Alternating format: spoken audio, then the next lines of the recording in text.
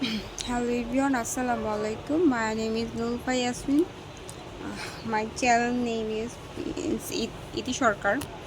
সবার আগে বলে রাখি, আজকে আলোচনা করব আমার বাংলা বই তৃতীয় শ্রেণীর। প্লিজ চ্যানেলটাকে সাবস্ক্রাইব করবেন, সাবস্ক্রাইব করতে ভুলবেন না, কমেন্ট করতে ভুলবেন না। যদি আমার ভিডিওটি আপনাদের ভালো লাগে থাকে অবশ্যই একটা লাইক দিবেন। আজকে আমার বাংলা বই তৃতীয় শ্রেণীর পার্ট 26 নিয়ে আলোচনা করব। পার্ট 26 আছে আদর্শ ছেলে, তারপর আছে চরণটি, পরের কবিতার পরের চরণটি লিখো। মানুষ হইতে হবে,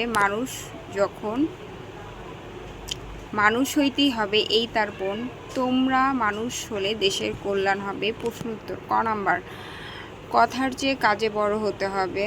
খ নাম্বার, কথায় কথায় যার চোখে জল, মাথা ঘুরে যায় এমন ছেলে কেউ চায় না। গ নাম্বার, শিশুর আদর্শ মানুষ হওয়ার পণ করবে। গ নাম্বার, দেশের ছেলে আদর্শ মানুষ হলে দেশের কল্যাণ হবে। দেন দ্য নেক্সট পেজ হচ্ছে সঠিক ছিল কাজে এগিয়ে যাব হাসি, পিকচার দেখে মারামারি খারাপ কাজ, বৃক্ষরোপণ ভালো কাজ, সাহায্য ভালো কাজ। দেশের কল্যাণের জন্য কি করা যায়?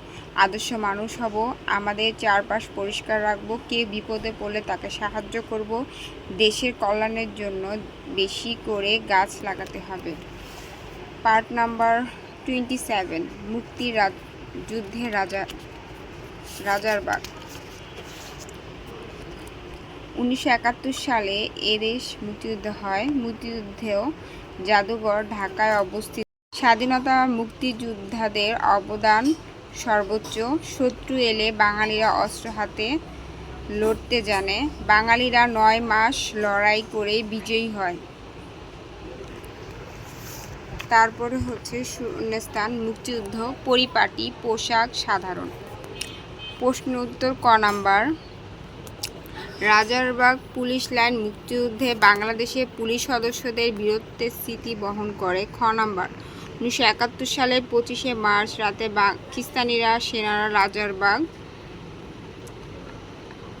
পাকিস্তানি সেনারা রাজারবাগে আক্রমণ করে। গ নাম্বার, রাজারবাগের পুলিশরা পাগলা ঘণ্টা বাজিয়ে সারা দেশের পুলিশকে সতর্ক করা হয়েছিল। মুক্তিযুদ্ধ রাজার যোগ বাগ রাজারবাগ, পাট যোগ আগার পাঠাগার, সেনা যোগ বাহিনী সেনাবাহিনী, আত্মযোগ আত্মত্যাগ। দেন দ্য নেক্সট লিসন হচ্ছে পার্ট নাম্বার 28 তে প্রথম শূন্যস্থান আছে ক্ষুধার্ত। জিজ্ঞেস করলাম ক্ষুধা লেগেছে, ঘেউ ঘেউ হবে এখানে বারোটা কেউ কু কু, পাখি বলল কু কু, খেল পাখিটা উড়ে গেল। নিজের মতো করে লিখতে হবে এটা।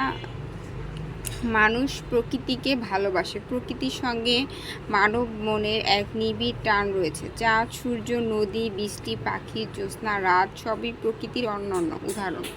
জ্যোৎস্না শোভিত রাতকে মানুষ উপভোগ করে, পাখির কিচিমিচির শব্দে ঘুম ভাঙে, হঠাৎ বৃষ্টি মানব মন প্রফুল্ল হয়ে ওঠে। আজকে এই পর্যন্ত আলোচনা করলাম, পুরো বইটা শেষ করলাম। আমার চ্যানেলে পুরো বইটাই আছে আমার বাংলা বইয়ের। প্লিজ সবাই চ্যানেলটাকে সাবস্ক্রাইব করবেন, সাবস্ক্রাইব করতে ভুলবেন না, পাশে থাকবেন। ধন্যবাদ সবাইকে। পার্ট নাম্বার 29-এ এটা নিজের নাম লিখতে হবে, কে কী পছন্দ করে, কি করতে ভালোবাসে, কি এগুলো লিখতে হবে। এটা হচ্ছে সাংস্কৃতিক প্রতিযোগিতার কি করবে সেটা। আজকে এই পর্যন্ত।